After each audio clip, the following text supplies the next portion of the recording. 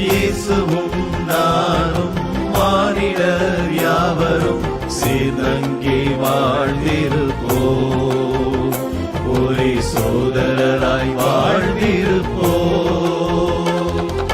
இயேசு என்னும் நாமம் பேசுகின்ற போது என் உள்ளம் மகிழ்வு கொண்டது, அது ஏழிசையில் பாடுகின்றது.